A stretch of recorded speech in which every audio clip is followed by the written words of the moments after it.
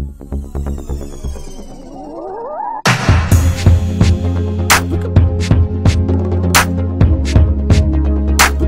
you could just give us a brief background about your experience getting into the business, and if you're not from Atlanta, what made you choose the city? I guess when it comes to the music business, for me, first off, I'm from Montgomery, Alabama. So music-wise, it was pretty much one of those things to where it was just a hobby to everyone around me.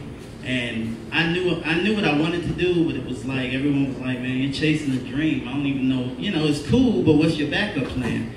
And I knew that, so I started, like, I was like, if I'm gonna make it in music, I need to learn everything there is to know about music. So I was, in high school, I was working at the radio station. I was running a nightclub before I was old enough to be in it. I was doing everything I could, knowing that when the right opportunity came, I would be, you know, be able to take advantage of it.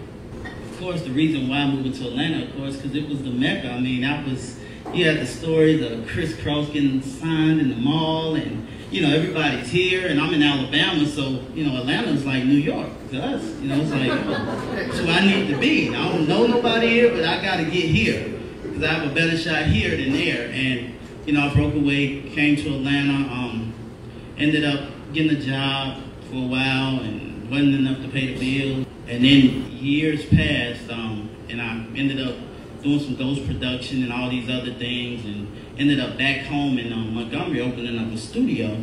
And a guy I was producing for was like, I'm about to pay to get this guy named T.I. on the record. And I'm like, well, how much you want? He was like, $5 grand. I'm like, are you serious? That's too much money. Like, you gonna pay him $5 grand? You just paid me $700 for the beat. So he's like, well, you know, check out his record. So I heard his I'm Serious album. I'm like, nah, he's really dope. So I went and negotiated the deal for him, and I talked him down to $4,500. From there, it got to a point where Tip started hearing all these records from everybody else in his camp, and he was like, yo, where's my beats at? I'm like, I thought you'd never ask. So from there, you know, the rest was history, you know, and went on to make it happen.